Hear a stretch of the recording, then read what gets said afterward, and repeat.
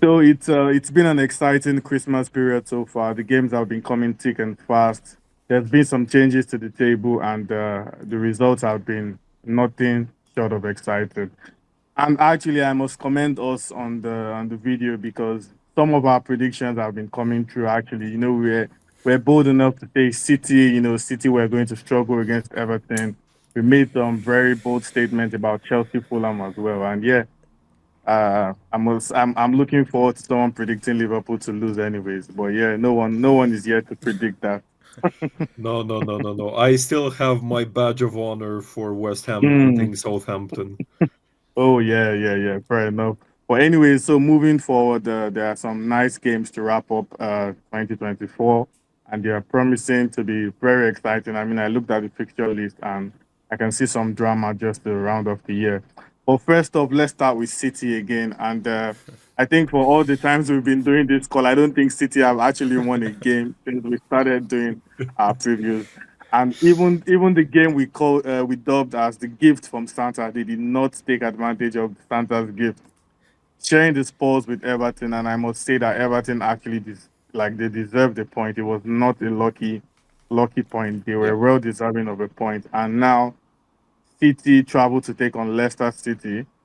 Ahead of that clash, a major talking point is Guardiola saying City they risk missing out on a top four finish from a side that won four straight Premier League titles to worrying about the top four finish. How does that sound to you, Victor?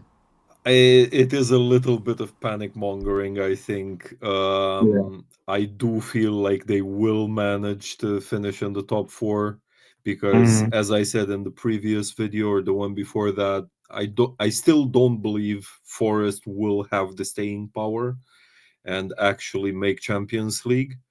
Um, and I don't really see anybody else managing that. But with a bit of a rally in the spring, I think they will still make top four, and it is still a mighty fall from grace, that's for sure.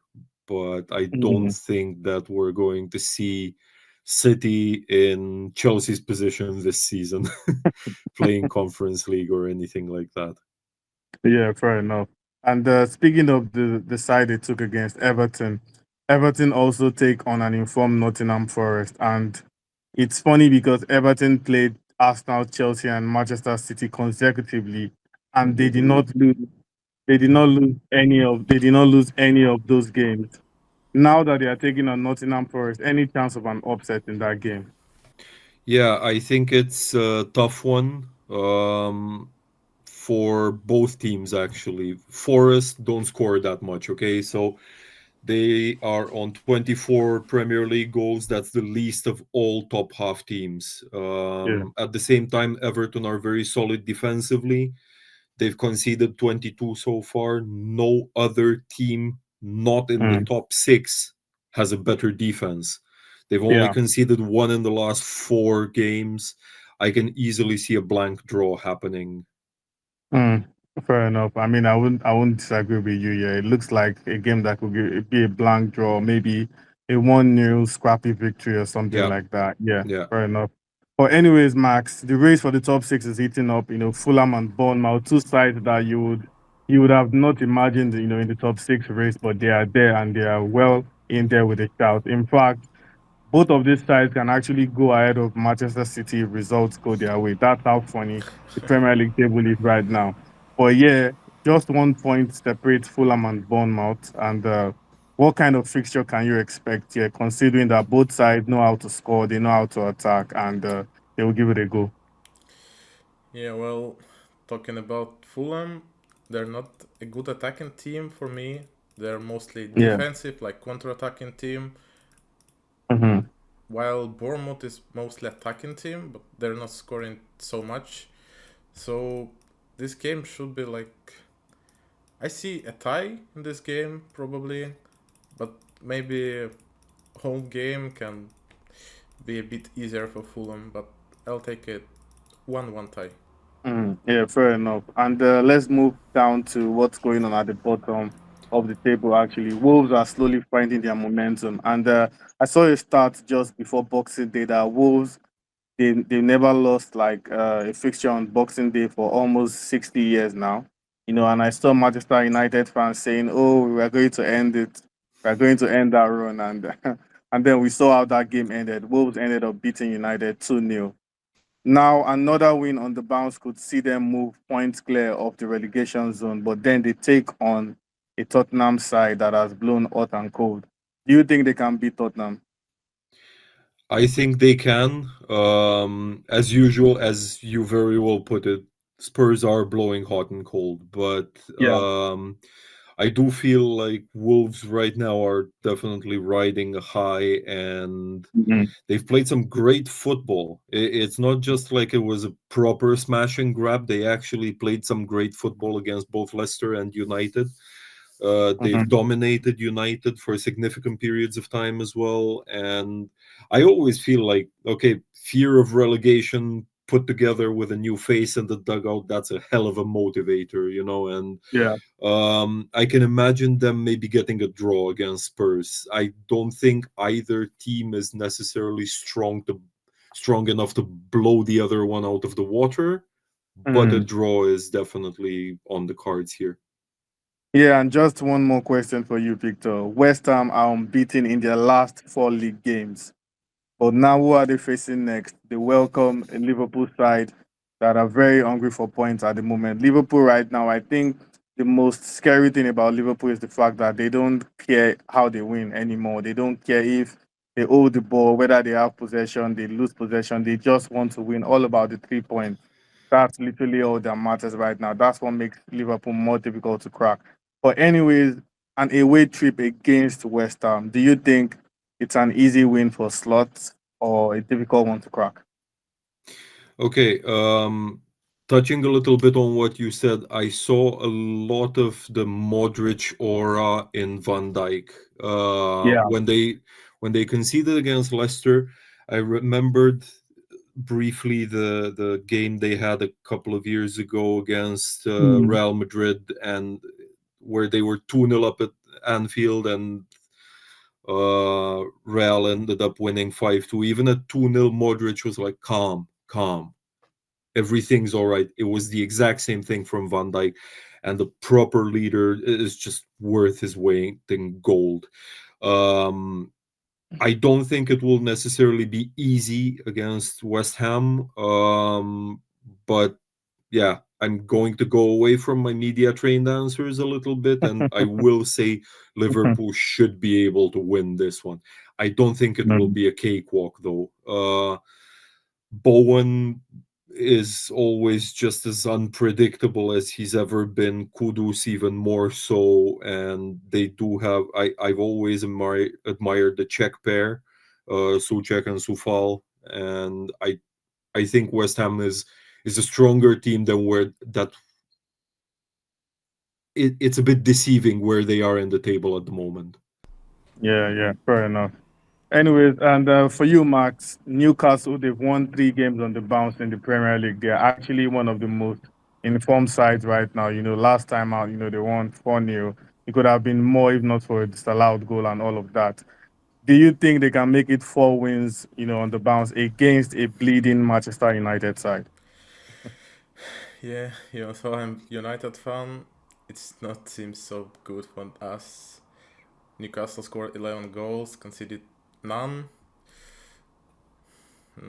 Yeah, I don't see anything that can help United in this game. So I'll take. Well, I guess both teams will score, but mostly it's United.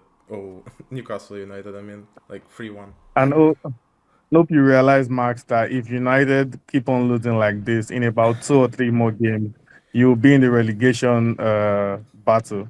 Do you realize? Yeah, it's okay. If we relegate, we can win something next season. Maybe championship at least. Fair Yeah, enough. they do give And you a trophy for finishing Of first there, course. don't they? exactly, Yes. exactly. Yes. There's a trophy for that one. And anyways, so for you, Victor, Chelsea. Let's talk about sides that are actually chasing Liverpool, and in the form of Chelsea. They surprisingly blew a 1 goal lead to Fulham, and they lost, in the 90th minute, 90 plus 6 rather.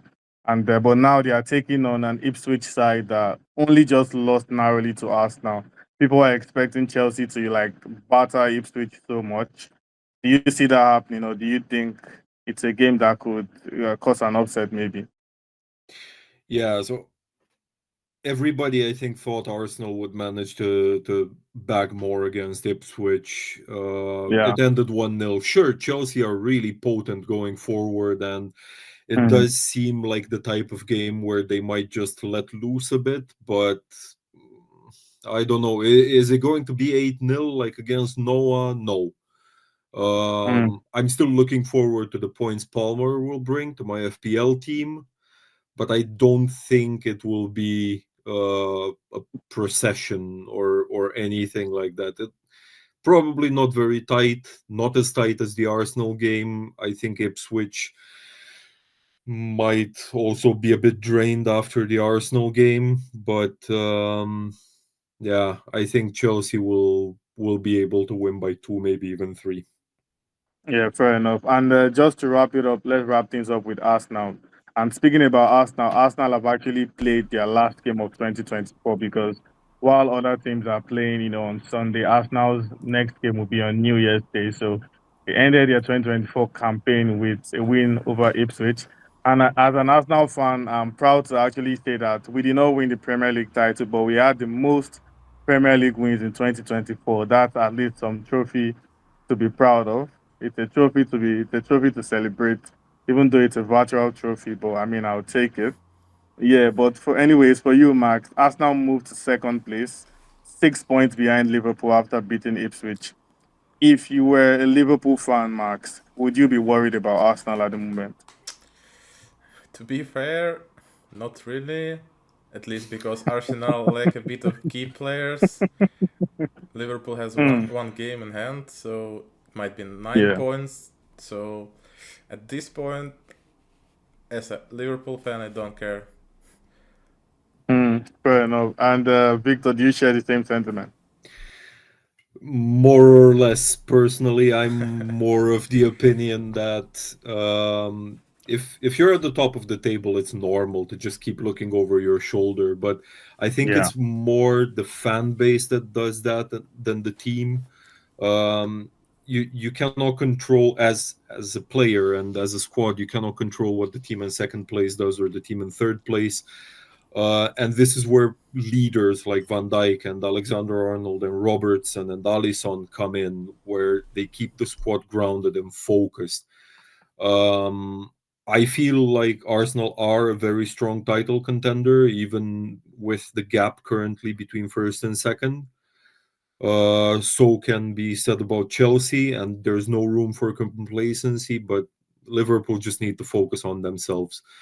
Whether I'm personally worried as a Liverpool fan, I'm going to go ahead and say probably not that much. Hmm. Fair Ask me enough. again Fair in enough. 5 match days. It might change. Yeah, but at the moment, you're really not bothered about Arsenal. Not too bothered about anyone really. Fair enough. Okay, we'll just have to wait and see in about 4 or 5 games. But anyways, the Premier League is wrapping up for 2024, and that also means that this is also going to be our last preview of 2024 because the next time we'll be doing this is probably going to be the 2nd of January ahead of next weekend's games, and everything is coming thick and fast. The FA Cup will be coming soon as well, and yeah, it's going to be a lot to analyze, and of course, we'll be here to discuss all the best talking points. But till then, stay cool, guys. Yeah.